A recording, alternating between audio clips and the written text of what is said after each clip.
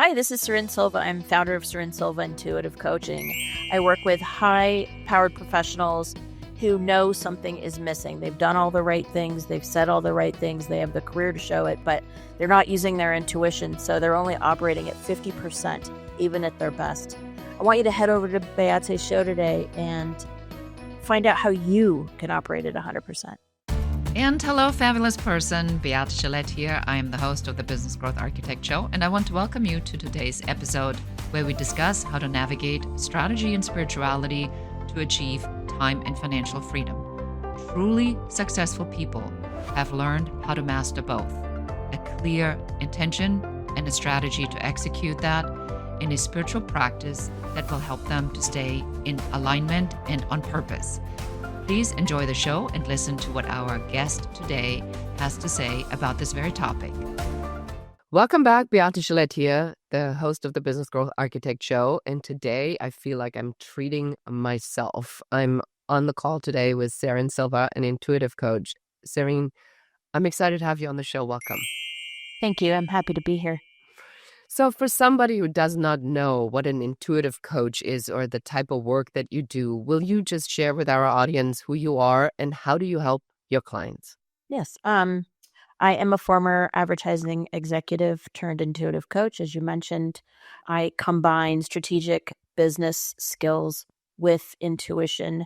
The intuition is there to help clients by bringing quick clarity and understanding of situations. Also, I have the ability to see beyond what someone thinks the situation is, and that brings on rapid insight and clear action steps for people. One of the things I find really phenomenally important or exciting about intuition is that some people have it and they lean into it, and some people don't seem to have it. But is that even a true statement? Not in my experience. In my experience, everyone has it. We just choose either consciously or unconsciously if we should access or use it. You had said something really interesting to me. You said that it is actually a kind of a superpower or kind of a weapon. So can you share a little bit more about that? Because I find it so fascinating. Never heard that in this context. Yes. So every animal by design has some sort of inherent defense mechanism. For human beings, it's been said that intuition is our superpower or our defense mechanism. So when we're out in the wild, in this context, dealing with something really difficult, there is a built-in superpower that people have access to that they are not using for whatever reason. And so why not? Yeah, it's so true. So let's talk maybe about sort of how this shows up. I think somebody may say something like, I had a feeling about this guy, or, well, I was a little hesitant when I took the job. How does intuition show up in your work? Like, how do people describe it? I hear a lot of, well, I felt like that wasn't okay, but I went ahead and, I did it. And now I should have known better. There's a lot of like lamenting. There's a lot of, well, I should have just listened to that part of myself. What's interesting about it is that people don't trust it, yet it's inherently built into their bodies and into their spirits and souls, because it's not concrete, therefore it does not exist. But yet, many people say things like, I knew that, or I should have listened to that voice. And it used to irritate me, and now I just find it kind of amusing, because people are consciously choosing not to listen to the deep knowing of themselves, in the spirit of, I've got to get it done, or this is what they want me to do. So we reject our own inner wisdom or inner compass. Why do you think that is? Is this something that we beat out of ourselves? Is it that society doesn't give it any value? Is it not in the logical way we are trained to be in business? Why is it that we acknowledge the voice and then we give it no meaning? I think there are a lot of reasons for that. The one I most often hear where people don't go deep into is, well, that's woo, which is funny to me because woo has no real definition, right? It's slang, and it's American slang. It could be because of, many things have been written about this. And I tried myself when I first when I started knowing that I had an intuitive ability, I started reading about it to prove it, to go to all the books and to go to all the people and look at communities and this and that, the other. And I exhausted myself. But people, I don't know why, other than they think because they can't see it like a pen or a book, that therefore it's not real. And I don't know if it has time from when religion was first developed. And depending on your belief system, people did not want people believing with something within themselves. They wanted them believing something outside of themselves, right? And so, Yeah, I mean, I think that's really what organized religion has done as an absolute disservice, because in the organized religion, it's a holy man, and only the holy man has access to this information. And therefore, you pray to the holy man, you give them your money and your time and your energy, and you cut yourself off. And then this holy man or holy woman is then fully responsible for giving you all the things that you now chose to disconnect yourself from. And the deeper I go myself into spirituality, the more I realize that it has a place mhm. in the world, because a lot of people do not have that trust in themselves. But I find more and more and more the people that are coming to me and they're listening to the show kind of know it's there, and they just want to go deeper into it. Mhm. So I want to go back to when you were talking about, and I want our listeners to really understand sort of the magnitude of your career. I mean, you weren't just at MSNBC a little bit. Well, I launched the MSNBC brand, which is a combination of Microsoft and NBC, and Microsoft's first foray into network news. Yeah, I've been at a lot of junctures of new technologies and innovations, it just happened, right? How does somebody like you then go and say, this insane amount of money that you're making, the status that you have, the followers, the likes, I mean, the invitations, the speaking, the sharing, I mean, what happened? That's such a big question, but so essentially, I was working in San Francisco for 20 years and built up an advertising career. I was working for a company that was owned by Hearst Publishing at the time, and I was going about my day. I really loved advertising, and I loved my work, and I never thought my work was ever going to stop. I loved it that much. I loved it from the time I was 20, and there I was 40. And I was going over the Bay Bridge in a commute on a hot summer day, and I'd never heard voices before, never thought of intuition before. I was on a well-worn track. I was a demanding advertising professional. Never thought about spirituality ever. In fact, my dad was pretty religious, and so I was very like, anything that has to do with that, I'm not involved, not interested. So I was going over the Bay Bridge, and all of a sudden this voice said, "How much longer are you going to do this for?" And I was like, huh? And so I started thinking about that in my commute. I had about an hour and 20-minute commute every day going in and back. And I got to my office, and I had a really good relationship with my boss. And so I said to her, I've been thinking about, would you guys ever be open to me moving? Fully expecting her to say no. Why? Because in advertising, you have to work locally with your team very closely. It was the time when we were in office, and someone needs to manage. And I was working on a $50 or $60 million account and leading cross-functionally. I was leading about 40 to 50 people. The best practice always in advertising is you are where your clients are and you are where your team is. And she said, why don't you put a plan together and we'll present it to the CEO of the San Francisco office. So I put a plan together. I talked to my husband. He's like, well, I don't know. We've never thought about it because we were born and raised in the Bay Area. So it wasn't like a little thing. We'd lived there our entire lives. Our families were there. Our parents were there. And so I put the plan together. My husband was open, which also surprised me because we'd never discussed it before. But he was open. So doors were opening, which was really surprising. And at the time, I wasn't really conscious of it. I was taking the idea, just pushing it forward and seeing what was going to happen. And the CEO looked at me and he said, he's like, he's a British man. He's like, we're going to lose you if we don't do this, aren't we? And I said, surprising me. So you could lose me if I can't do this, which also surprised me because the day before I had none of those thoughts whatsoever. Sure enough, he said yes. We went to a couple cities in the country, Boulder and Austin. We had an 8-year-old daughter at the time. And within 4 months, we moved. We found a rental home. Everything was very easy. I don't know how to explain it, that once we made the choice, It was all flow. I got the call, as they say in Joseph Campbell's model. I got the call. I followed the call. And next thing I know, I'm sitting in Boulder, Colorado, watching snowfall after never living somewhere where it snowed ever. And I was like, this is a really interesting adventure.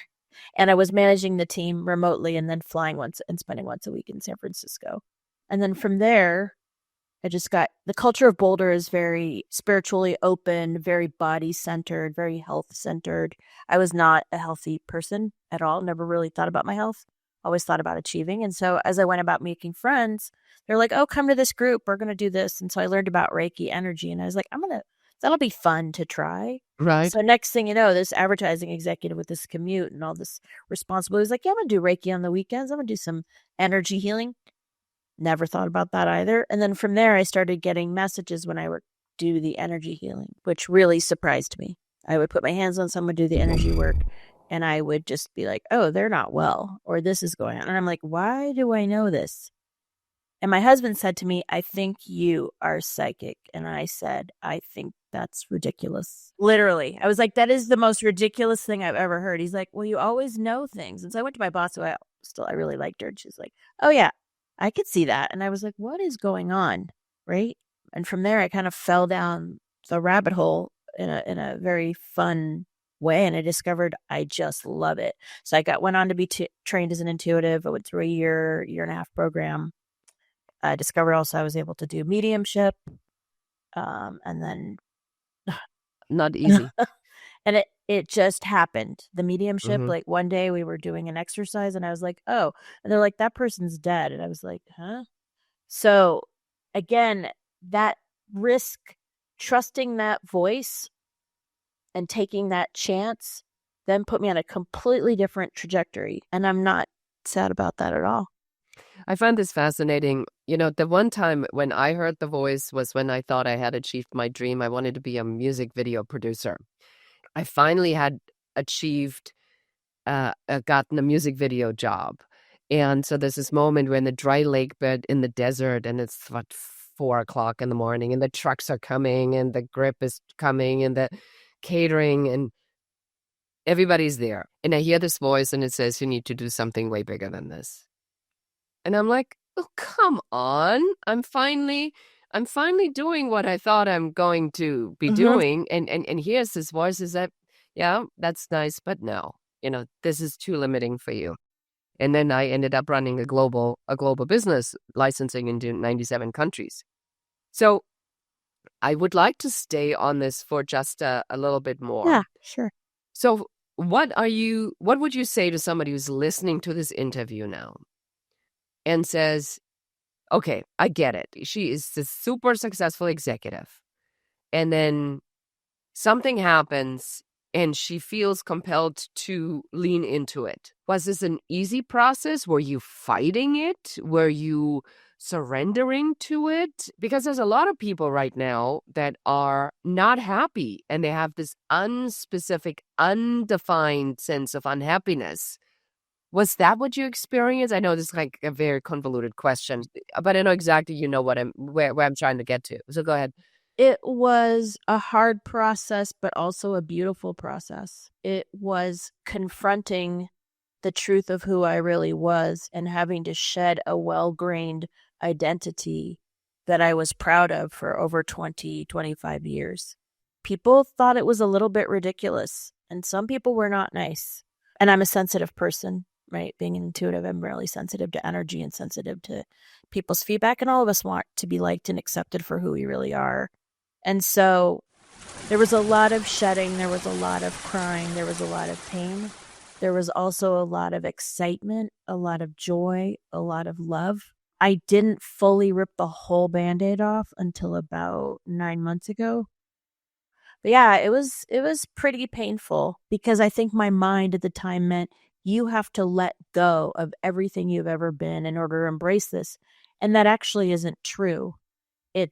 This is an inherent wisdom in all of us, right? Mine's just honed. I think it's an evolution in all the work that I do, where I help people to identify or articulate that. Mm-hmm. It never is that you were meant to just burn all the boats and then that's that, and then you have to build new boats. It just means a course correction.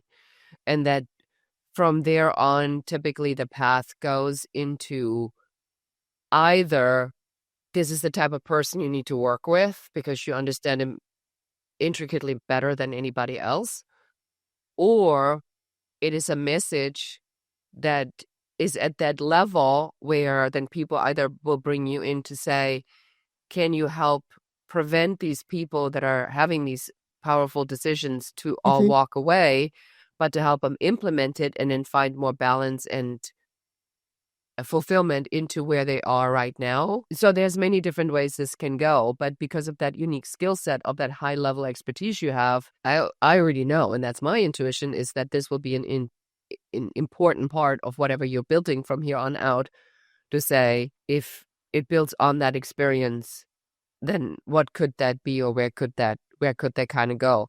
And I think it's important. Go ahead, please. I just was going to go back and say the reason why I felt like I needed to burn down all the boats is because people really had a hard time understanding this. Mhm.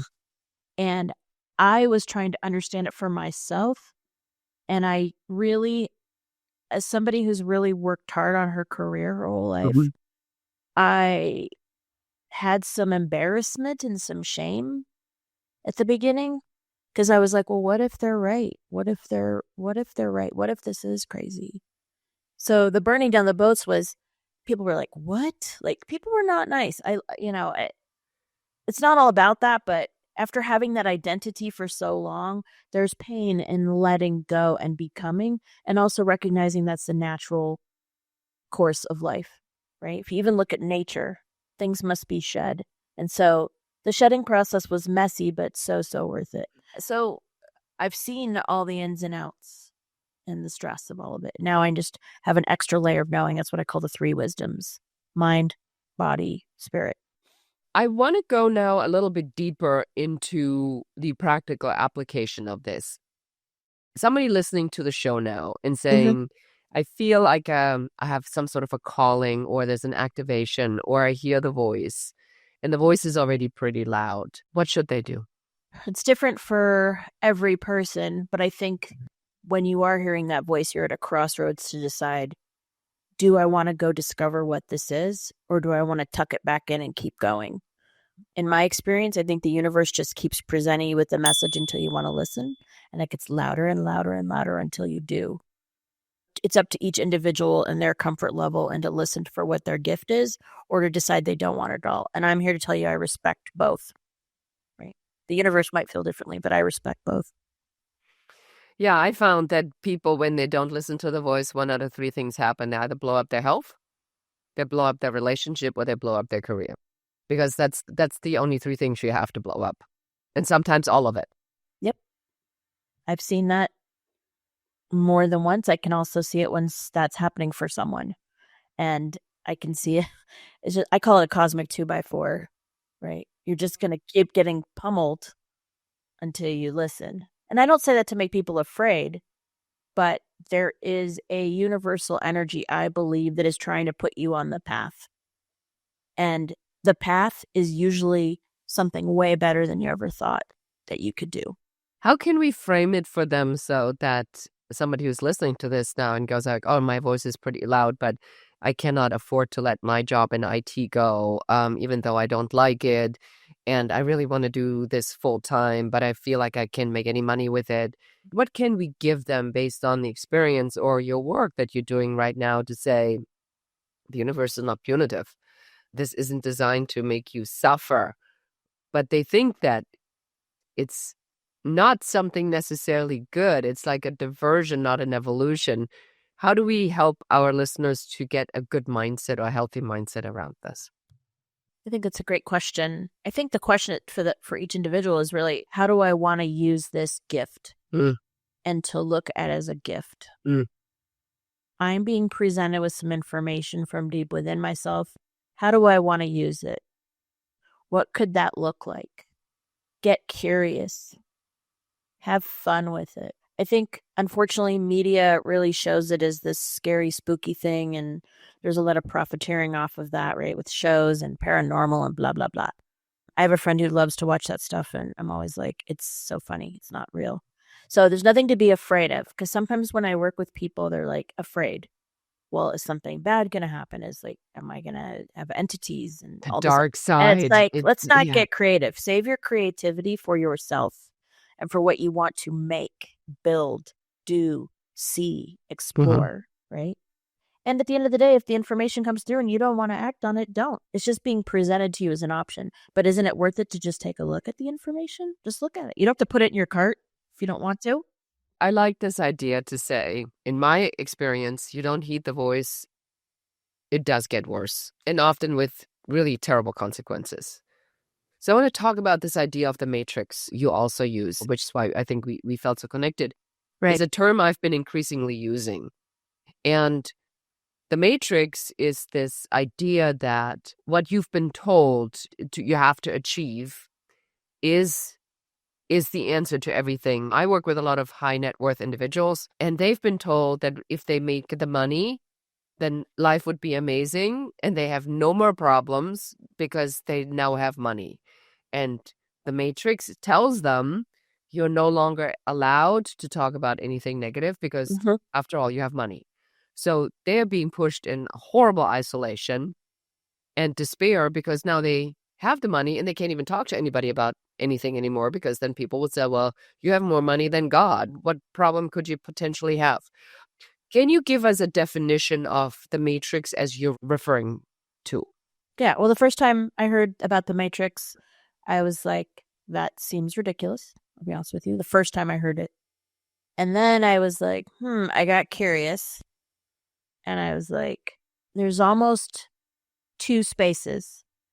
There's the known space, the logic flow. You are born, you go to school, if you get married, you have kids, whatever, you work hard, you have the money. That's what you were just talking about. That's one. That to me is the matrix, right? Everything's already pre-chewed for you. You're going to follow these steps and you're going to get to the money. But the money is not the end goal. The money is merely the vehicle to accelerate, right, where you're going to go. That's the way I look at it. Then there's the other reality, which for me is the existing world as I know it, and then the spiritual world that is unseen. We call it the unseen. And it's our intuition, it's our inner knowing, it's our connection to nature, it's our connection to the earth, it's our deep listening, right? And it's our reverence for all life. Oh, I love that. So I like to look at it like this, like they're together.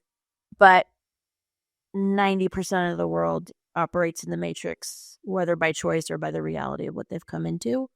But when you hear a voice, that is the invitation to listen and look outside of what's in front of you. So if you're a high net worth individual and you're super frustrated, why not go inside, right? Get curious.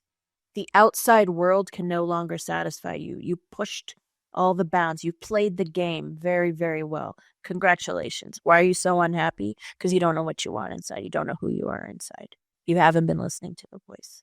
And maybe you haven't been listening to the voice enough. So my invitation to those people is, how can you trust that part of yourself and allow it to unfold? So they come to you now, Serin. Yeah. And now they say, I'm very successful. My relationships, I got some physical stuff going on. You know, I maybe had a test, liver, kidney, heart, whatever. And the doctor said, I need to make changes. It's not that I'm particularly unhappy per se, but I feel anxious. How do you take them and help them understand some of this awareness that they now need to be building to start the journey inside? And is there resistance when they do? I see this a lot. And sometimes the more affluent the person, the more disconnected they are from their own wants, needs, heart, soul. So they know something's missing. That's why they found me, typically. And I recently coached someone who was in high resistance, so wanted access to the information within themselves that we would have sessions and they just weren't willing to drop down into themselves. I think it was too scary. But I really like to look at, what is your aliveness? How alive are you actually? Right? When was the last time you felt joy? When was the last time you felt creative? You can have all the stuff in the world, and I'm not here to judge you if you do, but Hmm. how alive are you? So it really depends on individual. Like I said, the more affluent the person, the more disconnected they tend to be from the self. There's this invitation to do the work. And so we talk about that. I will use intuitive tools to try to kind of pry open the muscle, right? I will use somatic practices. I will use coaching techniques, depending on the person. And sometimes I'll use Reiki energy. But there comes to a point where you're at a door and you have to decide if you want to open it or not, if you want to go there. Yeah, I think that was one of the things, really, what you said to me in the very beginning when you said you would like to be on the show and talk about this, that you said that you felt the draw because I had really started to step into this and talk about this more openly, the strategic and the spiritual aspect of it. So would you describe this as, because I think it's important, maybe give a practical example. I had the same thing, when I was in my spiritual journey, and then I hear the voice, and the voice says, you need to bring in more spirituality in your strategy. I'm almost laughing. I'm a German strategist, and you want me to do what? You want me to bring in the spirituality, and then, but the call was so unbelievably strong, and then I realized I've always really done that, and that people prefer to call it strategy because it's so intuitive for me, but without the intuition, I couldn't be doing the strategy. So how did you recognize that? So can we give maybe our listeners a pointer to say, this is the point you need to really be paying attention to, that this is happening right now? Yeah, it's a great question. So for me, I loved each side of myself too much, and I wasn't willing to give up one for the other. I wasn't willing to give up the strategic stuff, and I wasn't willing to give up the spiritual stuff. The strategic stuff feeds me in a different way. So what I would say first to your listener is know yourself.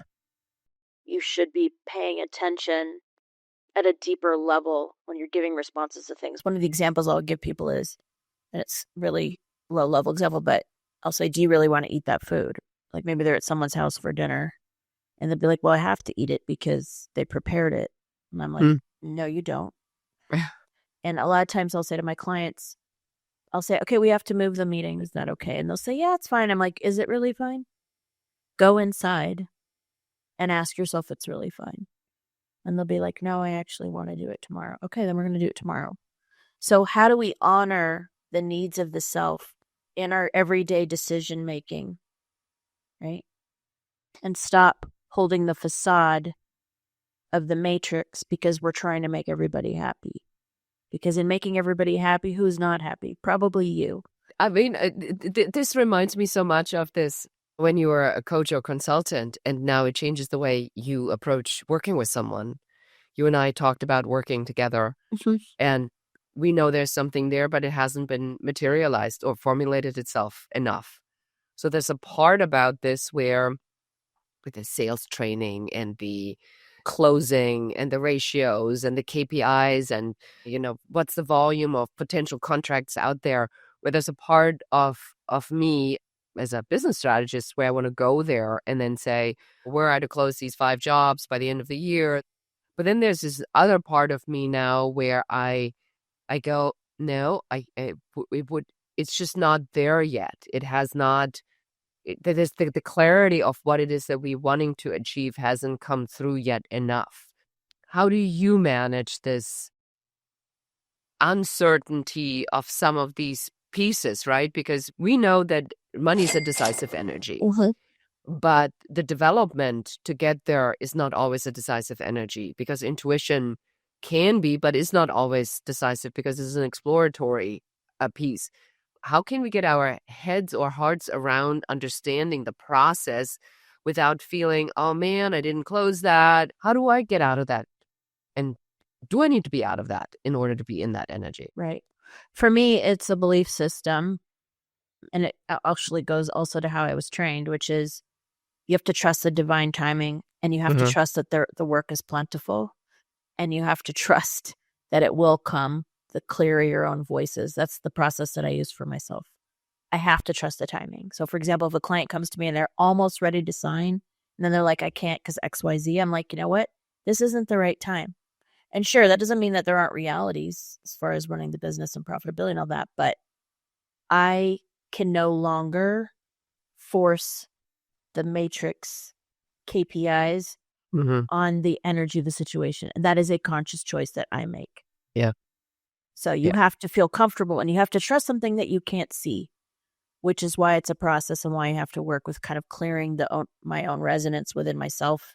It was a whole process of that and to be able to work to that point. But even when I was training on how to read, on how to see intuitively, it was like, trust whatever comes up. Some crazy imagery would come up and they'd be like, go with it.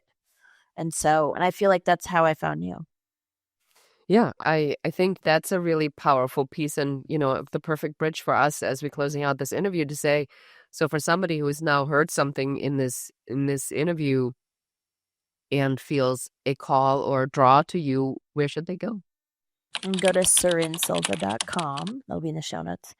And I offer a free consultation. I'd be happy to talk to you about the challenge that you're going through, whether it be personal or professional, and then how to increase that inner knowing, open up the aperture so you can start to benefit from something that you already know that you're just not using. I say people are leaving half of their money on the table or half of the opportunity. If you're not using your intuitive gifts, you're only leaving half of your brain. You can read as much as you want. You can listen to as many podcasts as you want. You can go to as many classes as you want, but you are not open to your own divine inner knowing. And there's probably a ton of information in there. So I can help you unpack that, or at least put you on the right path to unpack that. Excellent. I love that very much. I think that's a great place to be, is that it's definitely a pull. So if you feel the pull, by all means, reach out and make sure you schedule your free consultation. Serin, it's been amazing to have you on the show. Thank you so much for being here. Thank you so much for your time, and I hope this is very valuable for your listeners. I'm sure it is. All right, and there you have it. And so take advantage of all the tools that we bring you in the show and reach out to Serin to figure out what is the first and best step for you to get started. And with that, I say goodbye. Goodbye. So appreciate you being here. Thank you so much for listening to the entire episode. Please subscribe to the podcast, give us a 5-star review, a comment, and share this episode with one more person so that you can help us help more people. Thank you again. Until next time. Goodbye.